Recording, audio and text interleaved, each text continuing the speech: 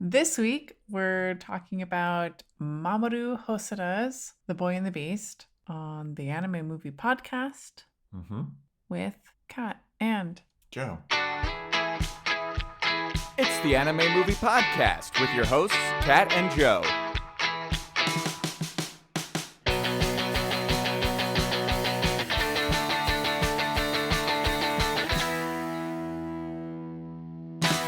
Most things I'm seeing are saying that this is some kind of a fantasy. Action fantasy is what Action I've been fantasy. seeing. All right. But I think it is fantastical realism. Okay.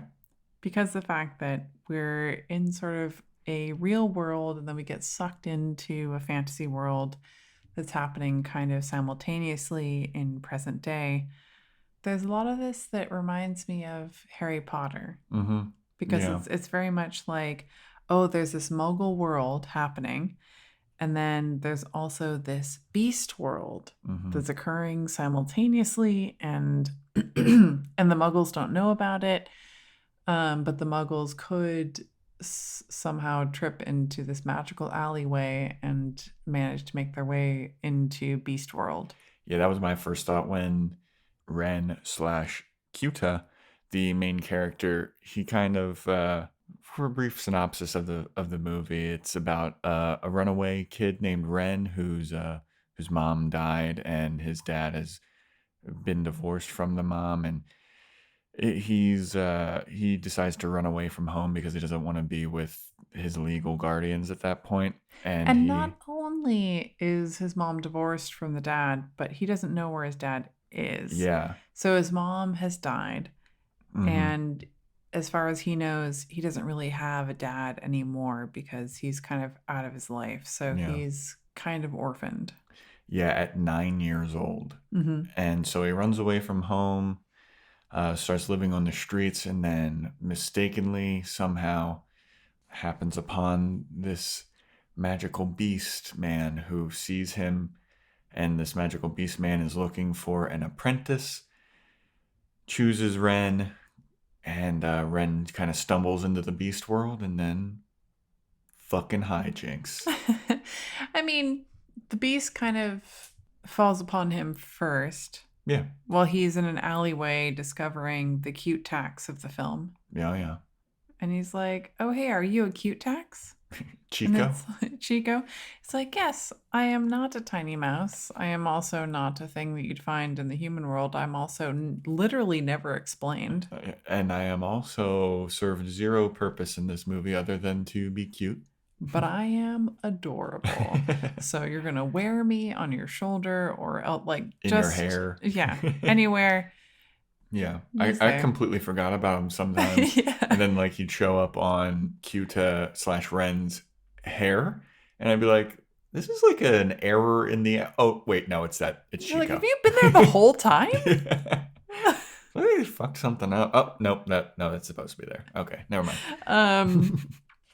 Right, so I think the big themes of this film have to do with identity, have to do with themes of teaching and learning, master and apprentice. Coming of age, absolutely. Learning your lessons, trying not to be so stubborn, etc. Yeah. And also just generally not being closed off. Not being so closed off that you're not open to the lessons of life that might be from a master or from a lady. Yeah, there's a lady that comes in halfway through the movie. Basically the only lady in this movie. Yeah. Yep. Yeah, I guess you're right about that. This is a very male-heavy cast. Very beast-heavy cast, too. Sure. A lot of beasts. Sure, human light, beast-heavy. A lot of beasts. Human light, beast-heavy. Beast World. I think Beast World was the name of like some kind of cartoon. No, that's Beast Wars. That was like a Transformers 3D cartoon. I digress. Yeah. I think there's some general stuff that we can get into with this movie because we can talk a little bit about animation. I know that you have said in the past that Hosoda is generally quite matte. Yeah, the style of Hosoda films, I feel like the animation is very matte and like not shiny. There's not a lot of like shadows and stuff going on. It's just very plain, flat, very 2D. But it's generally on the foreground, right? Like on the characters. Yeah, like It's the not. main characters. Yeah, Yeah, okay. yeah. Like there's classic anime cells that are been drawn like Miyazaki movies they are very shiny and very bright, and like his tones in the animation Hosoda's his stylistic choices in his movies are very muted colors, I feel, and very flat colors, very matte looking. When they're in the beast world in this movie, it's a lot brighter, and that to me was kind of reminiscent of a Miyazaki movie, like when he's in there. But when they're in the human world, I feel like that's more like Hosoda's. Uh, I guess his bread and butter is like very muted, not bright. Sure. The hair that doesn't have like a shine to it. The eyes usually don't have a shine to it, and the skin is all like one color as opposed to, like there's shading somewhere. There's not a lot of detail put on the hair. Like a lot of series and other films that we've seen, like the hair seems and looks more detailed to me. And this one, it's just like there's not a lot of detail put into it. I kind of get that. I feel like there's sort of a lack of depth, that it feels very 2D. Mm-hmm. And sometimes the backgrounds feel very 3D. The animation style in Hosoda movies is like dull. And that's not like a bad thing. I think it's an interesting choice. There's not a lot of shine to it. I feel like matte is a very kind of, I don't know, neutral word, and dull. I know that dull has like a bad connotation to it, but I'm not trying Yeah. to make it seem like this is dull looking. Like it's an interesting choice. It's only been in Hosoda films that I've seen this Sure. style of animation. It's a lack of sharpness, you know? Mm. Not saying that it's like dull as in boring. I'm saying dull in terms of sharpness. Okay. Like the lines are still clean, Mm-hmm.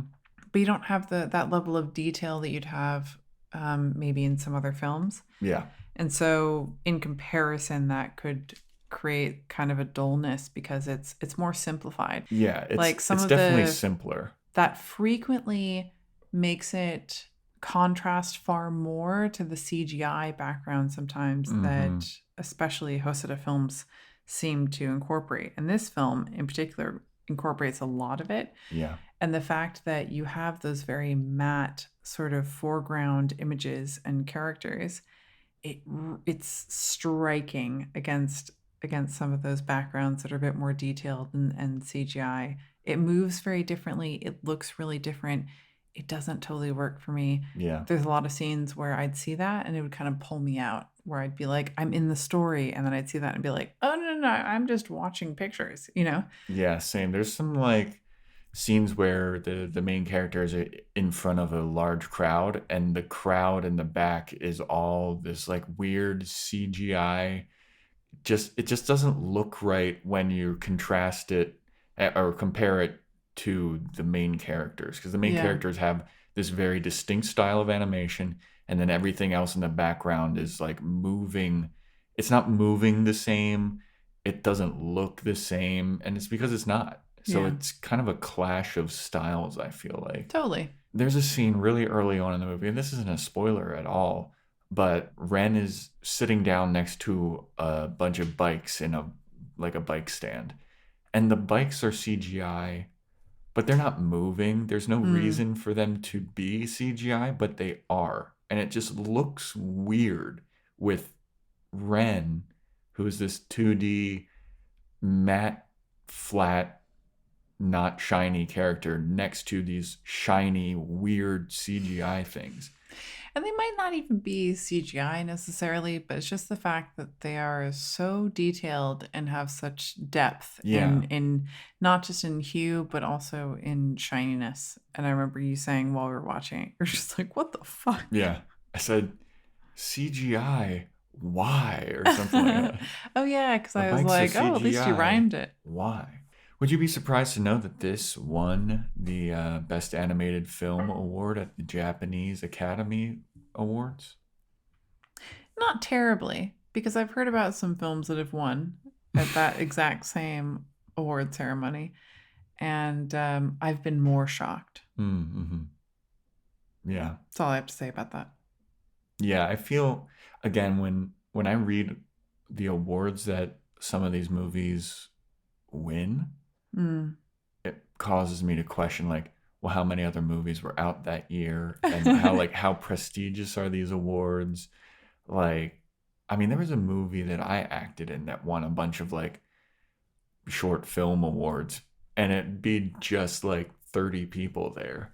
Right. So you could be like, we won this film festival award, but the only people voting on it were if you brought the most people. It was basically like a bringer show. Right. If you're not familiar with the concept of bringer shows, like in comedy, in order to perform, you need to bring X amount of people. And a lot of those shows are contests. So if you bring the most people, all of your friends are going to vote for you and you win the contest. It doesn't necessarily mean that you're the best comedian or best film or whatever. So a lot of those film festivals operate on that bringer system and like audience vote stuff. So if you just bring the most people, you win, you know? So I'm wondering if like some of those I don't are know like if that. that's true of the Japanese Academy Awards. Yeah, but probably not. But there's also a lot of politics that goes in with like even the Sure. American awards. American Absolutely. Academy Awards. Like you have to pay in order to have it even considered, and you have to have all these like weird campaign stuff going on.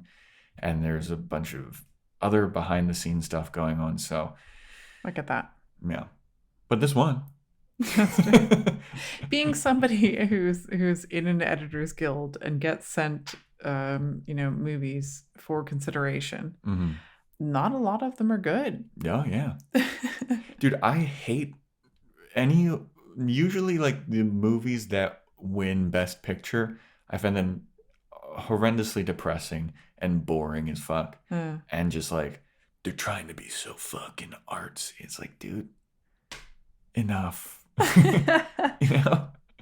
We get it. You're artsy. You're like, I have enough feelings, okay? It's just so pretentious. All right. Hosoda also directed Girl Who Left Their Time, that became very popular. Wolf Children, that also has some notoriety.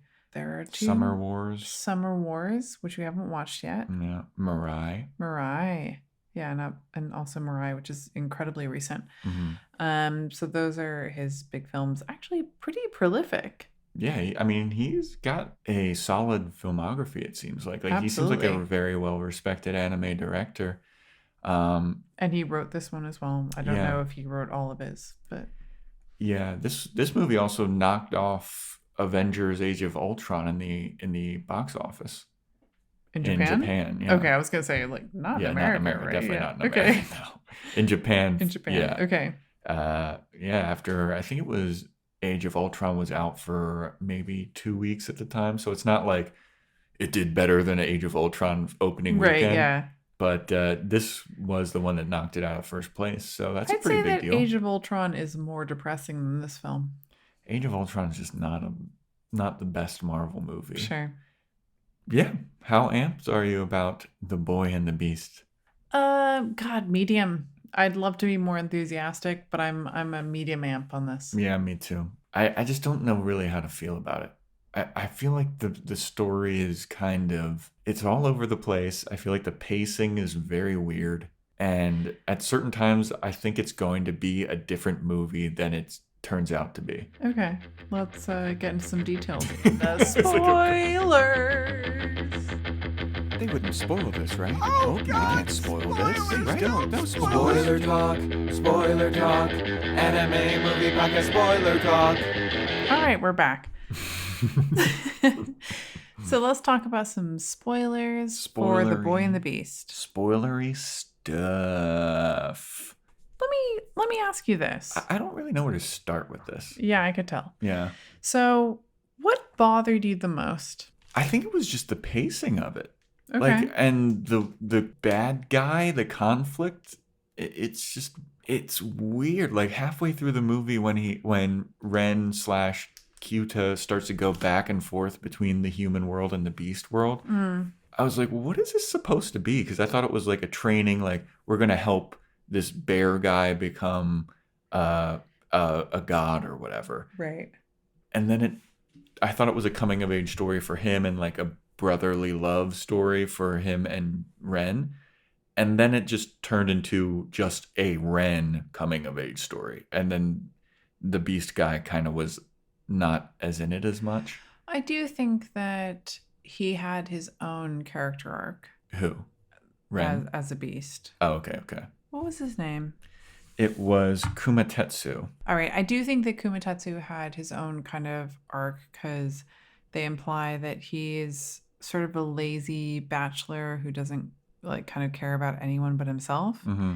And by the end of it, he's willing to sort of give himself up to help his apprentice. And he didn't want an apprentice in the beginning. So I do think that he has an arc that is clear. But I get what you mean about the pacing and about like not being totally sure about where the film is going or thinking like, oh, well, in this kind of movie, this is sort of the next thing that would happen. And then it doesn't. You're kind of like, no. It's like this guy's been like training to fight for 8 years. And then all of a sudden he's like going back to the human world and learning how to read. It's like, wait, who gives a fuck about that? I kind of liked that because you kind of have to acknowledge that in some ways where it's like, oh, this kid is a 9-year-old, stumbled upon the beast world, which by the way is like through an alleyway where you see bouquets of flowers and then you see random animals through windows. You're like, oh shit, there's a deer. Oh god, it's a bear. Okay. All right. I'm in the hallway to the beasts now. Yeah. And it's not very obvious. It seems like you have to take a very specific set of turns in order to get there. It's a bit like, running through the platform at 9 3/4, which is why I got very Harry Potter vibes on this. Yeah. But you have to hit one really specific place, which people seem to hit accidentally frequently. Although there's not a lot of humans in the beast world. No. But it seems very easy for Ren to like stumble through this beast world portal. Well, Ren is the only one that stumbles through it. Yeah. So it's not, I mean, there's one other human in the beast world, but he was picked up as a baby. Yeah. Nobody else seems to do it very often. And maybe there's some kind of metaphor in the fact that he's kind of running away from a difficult family situation in which his mother's just died. His father's absentee. Mm-hmm. So he's very alone.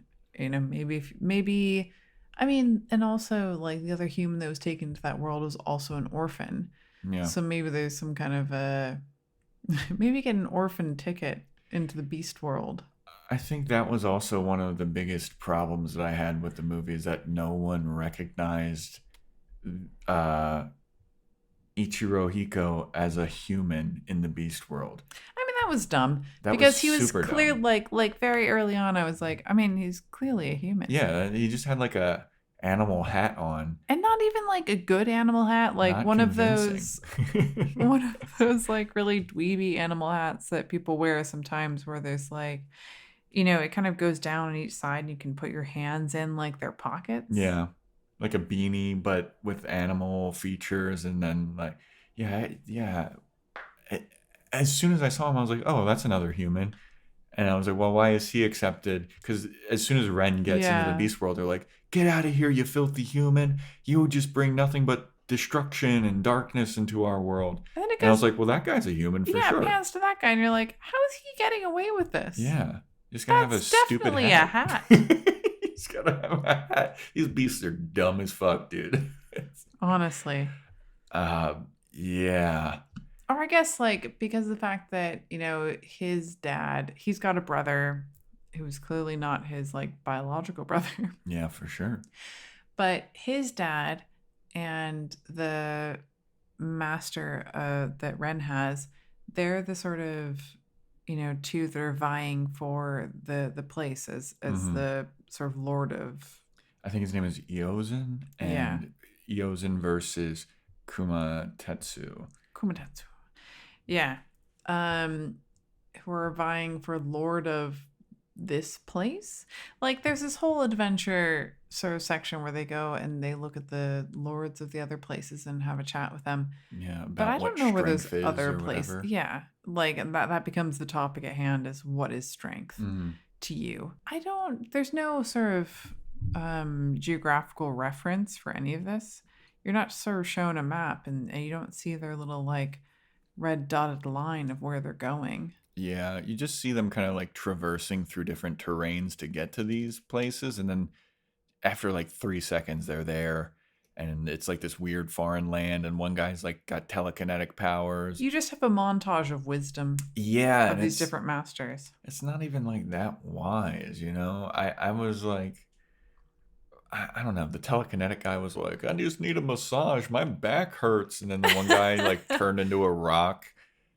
And like, that's where I was getting kind of confused because that part felt like it moved very fast. Yeah. And I was like, isn't this important? And Kumatetsu, the whole time that they're teaching these wise teachings, he's kind of shrugging it off. And I thought it was going to be like a no, you need to pay attention, dude, kind of moment, but that never really comes until like I don't know. They don't really ever use the wisdom that these people taught them.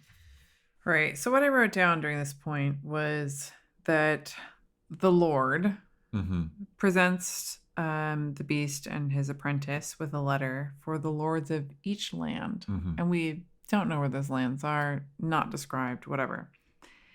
And we don't really get a question that's being asked. But after we see the encounters with each of these lords, you kind of get the idea that the question that's being asked is, what is true strength? And the first one is a Rafiki type creature. Yeah. Who says that his strength comes with illusions. And he creates these sort of visual illusions. And then I just wrote ginger cat. Yeah. Telekinesis. And then I wrote rock lady. Stillness. Whose strength comes from stillness and silence. And then adorable seal man. Who says that true strength is all in the timing. Yeah. But it's really quick. It's like a very quick montage of like, boom, bam, bam, bam, bam. You get to see these lords of other places. Well, also, like, when the Lord tasks Kumatetsu with this mission, it looks like he gives him like 6 or 7 letters. And you don't see 6 or 7 lords, do we? You only see 4. You see 4, So we missed out on like those 2 other ones or 3 other ones. Yeah. What wisdoms and entertainment could they have provided us? What other strength? what else is strength? Tell me. And like usually in scenes like that, it's like in the end you get a culmination of like, I learned stillness from this lady, and like this is how I'm going to use it in this final battle. You never get anything like that. Yeah, it doesn't really pay off at all. Speaking of not paying off, or not paying off well, I didn't feel like it was necessary to have his sort of like mom's ghost pop up a couple of times. Yeah. Because there's a few times throughout it where like the mom appears somewhere and he kind of interacts with her. And some of it's kind of like, be your own master. Yeah. And it's like, that's so unnecessary. Yeah. Like, he's learning from a master. And honestly, a lot of this film is about, respecting a master and learning from one, So I don't really get why the mom comes in and is like, be your own master. Well, I think one time she says, follow your master. And that's kind of how Ren Kyuta starts to begin his tutelage under Kumatetsu. Sure. Because then he starts to just kind of mimic his movements. And Kumatetsu's like, this is so annoying. Why is he imitating me? Are you making fun of me? Yeah. And then the fucking ugly ass pig guy is like, no, he's just like, this is how he's learning. He's imitating you. He's following your lead. And like literally he's following your steps. Yeah. And through that, like he learned how to beat Kumatetsu because he can predict his movements because he's so predictable, blah, blah, blah. But like, that part also moves really fast. I don't know, man. Like some of the stuff that I thought what the movie was going to be about was like this battle, learning all these wisdoms and learning from your master, but also the master learning from the student, because that's Yeah. what Kumatetsu is, like, very stubborn, like that's his character. So it's like a lesson for him to take advice from Yeah, someone. absolutely. And I think there is a little bit of that, but I think that there are two places where this movie gets very confused. Hmm. Number one, when they decide that Komatetsu is going to get really, really famous and popular, Hmm. everyone's going to want to train under him, and now he's going to have this like big line of people who want to train with him. Goes fucking nowhere. Yeah. I mean, I guess they try and like make a joke out of like, oh, these people want to train with me, and like all of them are dumb, and I don't want to accept them. He didn't fucking want his initial student. Like, like you're not really showing the character's growth. Hmm.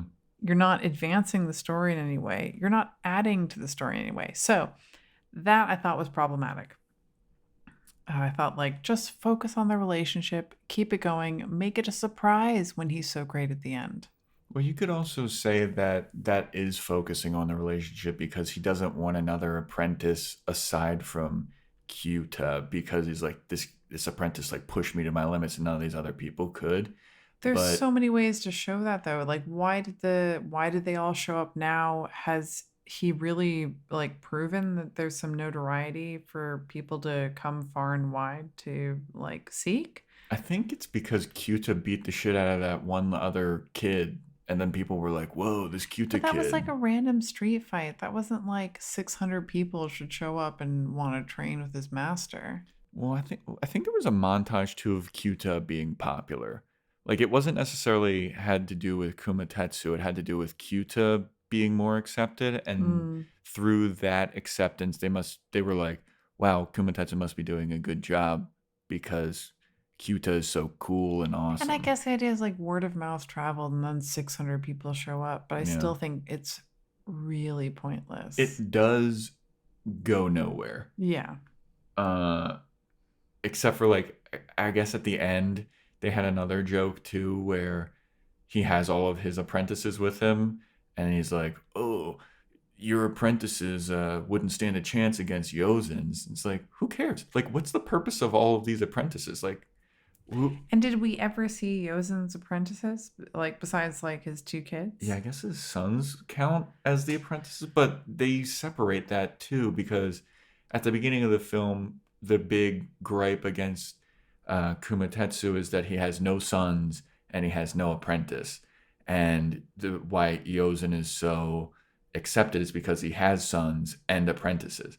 But you only see the sons, and I don't know if they are the apprentices, but they also don't serve any purpose. Like, they don't fight each other. Like, Yeah. who cares? I don't know. What was the other part that you were going to say confused this movie? I'm trying to remember. I think it had something to do with what's her name? Kada? Yeah, Kaida? the girl. Kada. Kada, whatever. The book girl. Yeah, I think bringing in that sort of conflict between the human world and beast world is interesting. Hmm. But I think that starting that whole relationship and sort of building towards he's now sort of apprentice of the human world. The fact that that goes nowhere annoys me as well because it's like I don't know. I've read manga, I've watched anime where there've been kids in high school who are like, "Oh, I'll just step through this random portal. I don't care about my homework anymore." Mm, And they show up in this world and they're like fighting all these demons and they get powers and whatever. And then there's this like if they come back into their world, it's like, "Oh, I've been doing all this shit. I've been mm, working very hard, but oh, I actually need to be doing my homework," you yeah, know? And that's a really common thing. And this guy's been like, I have zero reason to really want to be in the human world. yeah. I feel very, ostracized from it. I was ostracized in Beast World, but now I'm kind of, making a name for myself. And yet I've stumbled back upon this like alleyway where there's like busts of random animals and bouquets. And suddenly I'm in the hustle and bustle of whatever city. Um, and then he's like, and now that I'm back in the human world, I saw some letters on a page Yeah. in a book. And I just want to read them. I want to read all of them. I want to know how to read them. I want to read them better. And yeah, and then he gets involved with a lady friend. And I don't really understand his interest in her. She's just kind of like, I want you to read better. Yeah. I think it was more that he just wanted to learn how to read because I don't know, maybe he felt like he wasn't whole as a human or something. And I don't think he was necessarily interested in the girl as much as he wanted knowledge, but then So you're saying he was using her? yeah, I mean, he asked her in the library like, "What does this say?" And she's like, "It says whale, white whale or whatever." He's like, "Oh, okay." And then she teaches him to read, and then she's like, "You should go to college." It's like this dude just learned how to read. Literally just learned how to read. Yeah. And there was a scene where they talk about the exams you need to take to get into college, and I was thinking it before they said it, and I was like, this guy just learned how to read. And then in the movie they said like, I mean, there's a science and a math portion too, and he's like, I haven't learned any of that. It's like, yeah, dude, you've got quite a ways to go before you're going into college. I mean, But if that man isn't a hunt and peck typist, oh my god, I don't know who is. Yeah, man, it'd be rough. Could you imagine going from illiterate to college in maybe a year? No. No. I mean, it's like in Wolf Children, like the kid who runs off into the forest and decides to be a wolf, and he does it about the age of like 10 or maybe sort of pre-pubescent. Mm-hmm. It'd be like waiting 8 years of that fucking like wolf in the forest gallivanting about, inviting him back and then being like, take an exam. Yeah. Now that you've been living in the forest for 8 years. Yeah. Sure, you know which acorn to eat. However, what's the Pythagoras theorem? Solve for X. Yeah. Yeah. I don't know. I can see the value of him wanting to learn how to read and blah, blah, blah. But Sure. like to go when the girl's like, you should go to a traditional school. I'm like, that'd be horrible for that guy. Like he's a super cool, battle tested beast warrior man. And he's like, I want to learn fucking science. I mean, he don't was a think that would total happen. brat to begin with. Well, yeah. And I appreciated the way that he grew up. But I also think that she's kind of the mindset that every, sort of kid in Tokyo is, that you need to go to university to make anything of yourself. I think they're in Shibuya. That's just outside of Tokyo. Is it? And he's found in Tokyo. Like the sort of portal to go into the beast world is actually in Tokyo. Okay. If you were a super awesome battle warrior in a different world that didn't value reading at all, and you came over here, do you think that you'd value reading or want to learn? Because it doesn't seem like he wants to. I mean, you just asked me a world. question that involved, if you didn't value reading, would you value reading? Yeah, all right. And I mean, it's hard for me because I was a very good student, and that's about all I was as a kid. Here, let me rephrase the question. If you were super accepted and awesome and doing very well for yourself in the beast world, would you care about being accepted and doing well in a human world? But yeah, if I was being a badass physically in some other dimension, and people valued me there for a different reason, I'd find it hard to come back to a place that didn't value me. Yeah. Like, I'm just saying, like, UFC fighters, I don't think a lot of them are trying to become academics. For sure. I bet some of them are real good readers. But, there's also other ones that are super smart guys and have other businesses and stuff going on for them. But I guess you know what? This is just a bad point by me. People Sure. have an incredible amount of interests and want to learn a bunch of stuff. It's alarming how people can be attractive, physically strong, and do well academically and run a business. It's shocking. Yeah, it is wild. But also, he's not one of those people who just magically does well at a lot of things. And I think that some of the people in, our everyday lives are like, how are they doing all of that shit? Like, they've been trained. There's been a lot of practice. There's been years and years and, whatever that's gone into that. This kid, 9-year-old runaway, goes into another land, finds a new purpose, gets pretty fucking good at that new purpose, goes back to the old world. He left when he was 9, goes back 8 years later. That's almost the entirety of the life that he spent back there, which apparently was pretty miserable. Mm-hmm. Would he really want to invest time into getting better at things in the human world? Yeah, that's what I'm saying. Yeah, I don't really buy that. I don't understand it. I thought that he was going to be able to, like, part of the motivation for him wanting to learn how to read was to teach Kumatetsu some stuff that he read about. Okay. That's where I thought that was going to go. Okay. Because I was like, why is he reading Moby Dick? Like, who gives a fuck? And then it's just kind of like, Kumatetsu's like, you're reading? Why? What is this? And he's like, I'm leaving. Fuck off. And it's like, I thought it was going to correlate somehow to, like, he was going to take that wisdom from the human world, bring it back to the beast world, and make Kumatetsu a better warrior, a more understanding person. I feel like a lot of the moments in the moment make sense, but don't make sense in the wider context. So in that moment, he picks up a book. He's not reading it so well because he hasn't read anything since he was 9 years old. Mm-hmm. And so he has the same reading level despite the fact he's 17.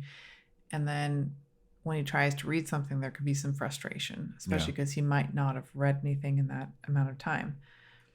That I get in the moment. In the wider context, scene before it, scene after it, like, might not totally fit in. Yeah, I don't know. That part was just, it didn't lead to anything. It just felt like he was learning these lessons for no reason. Yeah, I also thought it was really unnecessary for him to kind of find his dad or look for his dad, That was run going to into his be dad. That was going to be my next question. Like, what did you think about the relationship with the dad and the story I with don't the know. dad? I think it goes nowhere. I think it seems so frequent that people decide that someone needs to be orphaned. It's like, you're not special unless you don't have a relationship with your parents. And I don't really understand why he would go and look for his dad. I don't know. Why is he doing most of the stuff that he does in this? Yeah. Like, there's two thought camps that, with, like, being adopted, I guess. And then one of them is just like, I don't care who my biological parents are because they gave me up. So they obviously didn't want me in their life. So I'm not going to bother to be in their life, when they're an adult and you understand what happened. And then there's the people that I guess they just are like, I need to know who my parents are, where I come from, and it'll make me feel whole. And I guess that's what Ren is feeling about his father, because he also kind of wants some answers from his dad about, like, where were you? Like, how come you didn't come and find me? And blah, blah, blah. And the dad was like, I didn't know anything about your mom until, like, several days later. I didn't know that she died. And by that time, you would run away. And then you were just gone because he was in the beast world for 8 years. So then he was just assumed to be dead. Of course, the dad's just talking about time after the mom died. And Ren goes up to him being like, I want to know what happened before my mom died. And he was like, oh, like, your mom died. Yeah. No, I didn't know until like this time. And then I kind of reached out, but you were gone, Yeah. which is kind of weak. I mean, I think it's true though that, stuff that you form with your parents, that stuff sticks with you, whether it's the sort of like positive thing, it'll stick with you for life in a positive way. Some of the negative stuff, it's one of the most important, biggest relationships that you form earliest in your life. Mm-hmm. And if that doesn't go well, you've just lost a little piece of your foundation for how to relate to the world and to other people in a healthy way. So I think that stuff does hit pretty hard. And if you grew up without one of your parents and then one of your parents dies, you have the potential to feel real lost or like that foundation is real shaky. But it seems like he's starting to mend that foundation that was so broken by finding a master and finding this new place to belong. And you don't really see, besides that sort of like little moment of him being accepted by the cool kids, you don't really see a lot of him trying to belong. In the Beast world? Yeah. You get a sense of, this apprentice master relationship that he has and starting to learn more and more, but you don't get the feeling that he really belongs there. And maybe that's why he ends up trying to go back to the human world, because he's like, well, I've been here for a really long time. I still don't feel like I belong. So I kind of need to go back to where I think I came from and go back further, look at my roots, which include trying to find my dad. But it just didn't feel like it had a place in this story. Yeah. And once he finds the dad seems like so happy that the son is back in his life. He's like, dude, we were looking for you and we just thought that you were dead. I'm so happy you're alive. You can come stay with me. I'll do anything for you, which is like not what I was expecting from the dad. And then Ren is just kind of a dick to the dad. Yeah. I was like, dude, what, You were looking, you found him? yeah, like what are you trying to accomplish? Yeah. I don't know. I think that the stuff with the dad, I don't think he necessarily went back to the human world with the intent of looking for him. Like, No. that was Well, it's like he didn't go back to the human world to learn how to read either. Yeah. And just through like trying to apply to colleges, they gave him all of the information about like where his dad lives now and all this stuff. And I guess if you're presented with that information, it'd be hard not to. It just didn't hit with me. I don't know. No, and I think part of the like finding the dad is all about importance and identity, and trying to feel important in the world or important to somebody. And I don't really get the impression that based on what was happening in Beast World that he was having some kind of crisis. I didn't get the impression that he was like, well, I've been here for 8 years, but now I don't know who I am, Now I'm not sure about my identity. I might be wrong, but I think that the reason why he wanted to go back to the human world was just because Kumatetsu is just being his usual dickish self. But I feel like after 8 years of that, you'd know that's just who he is and that's how he acts, And maybe that might be the straw that broke the camel's back. Yeah. And now I know how to read and I have a dad again and a girl that's maybe interested in me. Now, what I loved was that whole thing about how he was like, well, my teacher won't teach me. Fuck it. I will emulate him. I will copy the movements in my everyday life. I will always do it. And then I loved the scene where he can hear him outside the window and he starts doing the motions that he knows his master is doing based on the sounds. Yeah. Like that stuff. I was like, that's fucking cool. Yeah, kind of like, Karate Kid-ish. Yeah, what a great idea. Yeah. Yeah. And then he's like, wait, I can't see him right now, but I know exactly how he's moving. And then the next scene where he takes him on and you're like, oh, he has totally learned the way that he moves. But then I was like, all right, he knows how this guy moves. How is that going to translate into other fighting? Exactly. He hasn't really learned, okay, well, this move for this kind of person would sound like this. He knows how to beat his master, and that's it. Yeah. He knows all of his master's moves, but the second that he started fighting the Yozen's son, Mm-hmm. and he just beats the shit out of him, I was like, how? He doesn't know his Yeah. moves. What Exactly. does he move exactly like Ketsu? Fuck, I always have to look down at his name. Kumatetsu. Because just because you've studied one opponent doesn't make you invincible to all opponents. Like Yeah. otherwise, like you back to UFC fighting, they have camps where they study a certain fighter's tendencies and then they make a game plan for how to beat that certain fighter.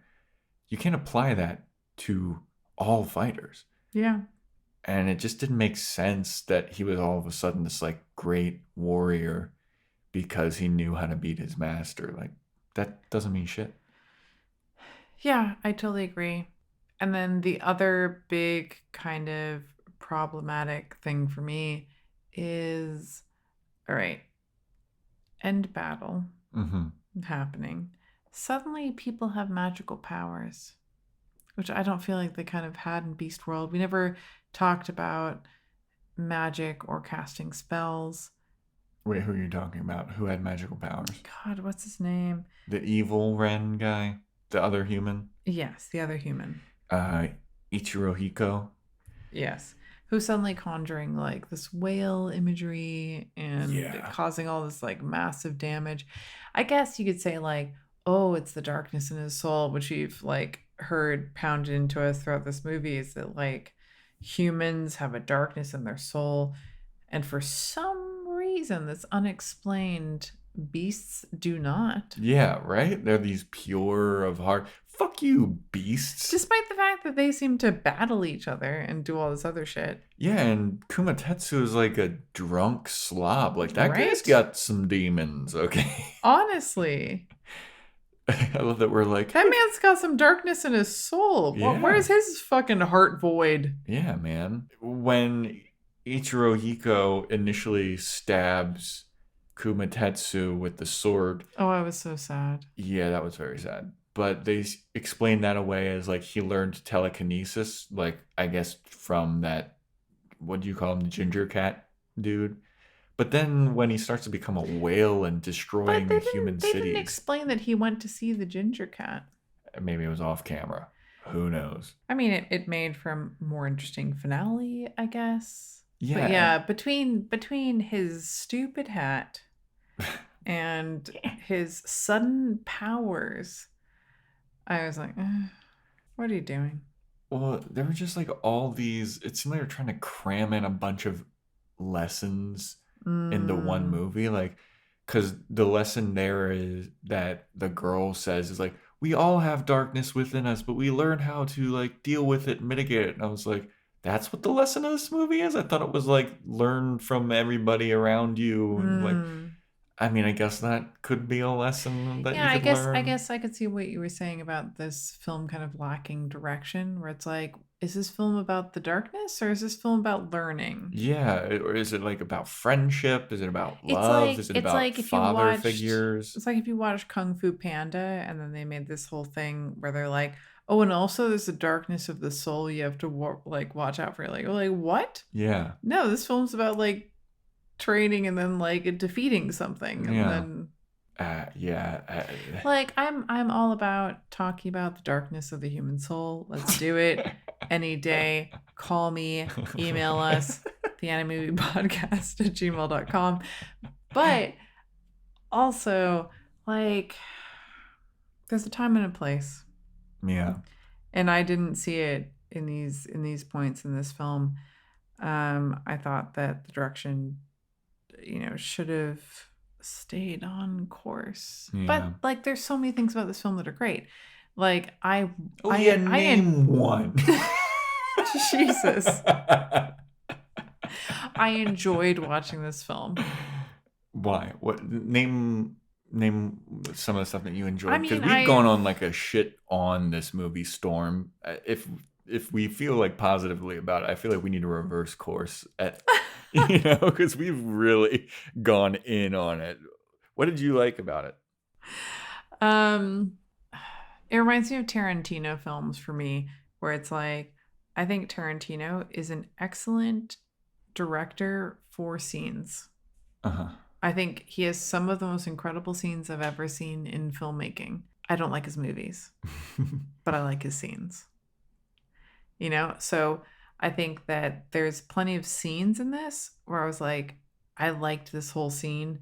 I don't think it fit with the rest of the movie. I don't think all of your scenes tied together. However, excellent scene. Mm. So I think there were some things that were kind of problematic about it. There are things that felt like almost like it was a rough cut of the script where you kind of go, you needed another rewrite. And that's something you liked about the movie? No, no. What I'm saying is that um, there are some movies I think are bad, and I don't even like the scenes. I didn't like the movie. I didn't like the scenes. For this, like, there are lots of moments where I felt were poignant. There were entire scenes I thought were very good, or very entertaining, or very heartfelt, or like I got it. But I agree with your point about how it lacked direction sometimes, Yeah. and it's like, you know, it should have seen one carrot and chased it. Yeah. Instead of being like, oh, there's a bone over there, though, So I felt like it went in a few too many directions, but I didn't dislike the movie. Well, what was your favorite scene then? Was it the one where he could hear the way that Kumatetsu was moving? Yeah, that's probably my favorite scene. That was a good scene. It was a great scene. I thought that the script was good. I thought the animation was good. I thought that the storytelling was good, and it supported both like character arcs. Mm-hmm. I thought it was doing a lot for the film on several different levels, which is like usually when I really like a part of a film, it's because it's not just doing one thing for the film, it's doing like 6 different things for the film. Yeah. And that stuff is layered and it's subtle and it's great. So that scene, yeah, probably my favorite. What did you think of the Sword of the Soul stuff? Oh, I thought it was dumb that the sword went into the soul. I thought it was so dumb. So there's mention of it at the very beginning of the movie when Kyuta is training with Kumatetsu at the beginning, and he's like, you need to like swing the sword of your soul or whatever. You don't have one of those? And Kyuta's like, I was so happy to leave that as like a metaphorical anomaly. Like a teacher who doesn't really know how to teach would say things that don't really make sense. Yeah. You say to your student, like, swing the sword of your soul. And somebody goes, what? Yeah.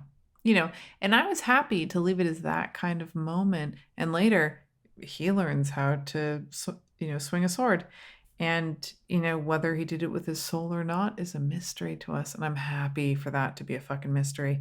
But the fact that later they're like, no, I'm literally going to stick myself as a sword into your soul. And I'm like, that's unnecessary.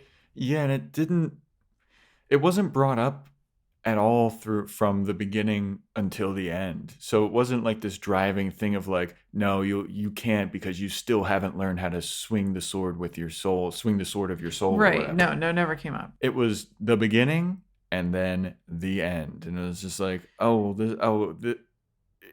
glad that they had like a replay flashback in his mind about it. Yeah. Because I completely had forgotten about that. But I'd like to tell you something, movies. I'm speaking directly to you, movies. Listen up, movies. Yeah, listen up. Is if you have something that happens in the beginning, and in order for your audience to still be with you by the end, you have to show a flashback of it, you fucked up. I think that I would have remembered like once they started saying it, but like if it was such a significant part of how he needed to beat this like evil darkness soul thing that he was facing, it should have been a bigger part of the story. Yeah, and I guess the idea is that like the your teacher became a part of your soul Yeah. and you started swinging with your soul because you're swinging with all of your teaching lessons. I guess. I don't Yeah. know. I'm trying to make it work. It should have been more throughout the story. It just needed to be more present as like a thing that's in the back of your mind of like you need to swing with your soul, sword of your soul or whatever. It's literally only mentioned one time in the beginning, and then it saves his ass in the end. And it's like, oh, well, okay, is that could he have read about that with the girl? Like, like it didn't do it for me. Like that didn't work. That part, like I understood Kumatetsu's sacrifice. I thought that was Yeah, good. and I thought that was touching. I thought it was very Like touching. I had emotional feels about that. Yeah, that was awesome because he was like on his deathbed. He had just won a thing. He was like, I can't. He was there for me when I was battling a guy. I need to be there for my apprentice. I still have stuff that I could teach him, and Yeah. like he needs me. And I was like, yeah, fuck yeah. And then he was like, I'm gonna be the sword of your soul. And I was like, oh, oh yeah, that. Oh, okay, yeah, And it's like, no, I'll reincarnate you as a deity, as a sword. yeah. And then as a deity sword, you'll just like stick in this guy's chest and now you're part of his soul. I don't Now know. he's got multiple But personality disorder. He's got fucking Kumatetsu within him. can I just say that like when Kumatetsu gets stabbed, I was so sad. Really? I was what were you not? I mean, I was sad, but I wasn't like wrecked. I was like, oh, this stinks. I was on the edge. Yeah. And like especially when he looks down, he's like, "What is this red stuff?" Because he's so shocked, like he thinks he's just won a battle. Mm-hmm. He doesn't expect to be stabbed. He doesn't expect to be bleeding. So it's that initial moment of shock where you haven't even felt the pain yet, and you're just like, "What's that red stuff?" Yeah. And I felt that. Who did you The think? fact that was his reaction, I think was worse for me than if he was like, "Oh fuck!" Like if he actually reacted, I'd be like, "Oh," but the fact that he went, "What's that red stuff?" I was like, "Oh god, my heart!" Yeah. It's kind of like in, I guess, the Jungle Book to make it like a very good parallel when Baloo is like down and out and Mowgli's like, Baloo, wake up. Because he's just like, Yeah, he doesn't know what death is necessarily, I guess, at that point. yeah. I mean, I think Jungle Book did it way better, but was there any part of you that thought that it was Yozen that stabbed him, or did you know that it was the evil dark human kid? I wasn't sure, and like in that moment, also, I wasn't sure who got stabbed. Yeah. Even when he said, "What's that red stuff?" I didn't know if QT got stabbed Yeah. or if he got stabbed. Yeah. So it was this like weird, mysterious moment, which I thought was great from a filmmaking perspective. I thought it was really good to leave it up in the air because you're just like, wait, red stuff, blood, somebody's bleeding. Mm-hmm. What did you think of Ichiro Hiko's turn to evil? Like, I didn't get why did he hate Kyuta? Like, I think he should go to a rave with his fuzzy hat and calm down. That's exactly where those hats are. Oh my god. Oh my god. But I think they did it. I think that, they did one of those things where they kind of tease a character and then when it starts to become kind of important, they'll like flash back to why it's important. And so they kind of flash back to some of the childhood events and the reasons why he might have become the way he was. And I think instead of teasing it, they could have built that a lot more. See, I think that his reasons for becoming evil were like one step away from being like a very truly heartwarming story. So I didn't really understand, because a lot of the reason why he became evil is because he doesn't understand why he's not a beast like his father. Yeah. Like why he doesn't have tusks and a snout and stuff. And the father's like, don't worry, you're my son. Your tusks will come. Don't worry, your snout will grow. Blah blah blah. Well, the It, problem is that he lied. His dad lied about the tusks yeah. and the snout and said it'll come. And so fed into this idea that like you'll be okay. You'll be whole when this happens and it's going to happen. Mm-hmm. And that was a fucking lie. And that was shitty. I think the last one though is like, how come I'm not it was something, it didn't have to do with like physical appearance. It was just like, how come I'm not like you? That story arc is one step away from being like, it doesn't matter who you are, you're always my son and I love you just the same. As Yeah. opposed to like how Ichiro Hiko was looking at it about like, I've been lied to my whole life. You know what Yeah. I mean? Yeah, and you can also see how that could really hurt him. But we haven't explicitly said that this entire film is about fatherhood and the father like son relationship. Yeah. Because that sort of like master apprentice relationship is very much sort of pseudo father and pseudo son relationship. Father figures, yeah. Yeah, the master is like a father figure. Yosin again, like a father figure, and is he going about it correctly? It's an adopted son because he found the child, and how legitimate is that relationship? I mean, I think it is personally for the audience, in case they think I'm like, well, how legitimate is that? Really, I do. I think it's legitimate, but it also brings up a lot of tensions. Mm-hmm. And then you have a kid who runs from his parents, who doesn't have a father. Father exists, is out there, but doesn't really have a father figure. So I think that a lot of this is anxieties about father figures and about learning how to be a man. Mm-hmm. Yeah, nailed it. Hit the nail on the head. Okay, thanks. What did you think of the voice acting in the film? I thought it was mediocre. I thought that there were some characters where I was like, yeah, okay, that voice is fine, and other characters where I'm like, their voices sound the same. I wish they were more differentiated. I didn't really like Kumatetsu's voice. Yeah. Which is bad because he's like one of the main characters in the movie. It kind of grew on me, but initially I thought it was really irritating and I didn't think it was very good. Yeah, I liked his two cronies, the piggy guy and the monkey dude. Initially, I didn't like them, and then I continued to not like them. I liked them from the jump. Okay. Didn't like Kumatetsu. Kyuta was meh. He was fine. Like everything was fine. Like aside from those two crony guys, everything was fine to me. Yeah.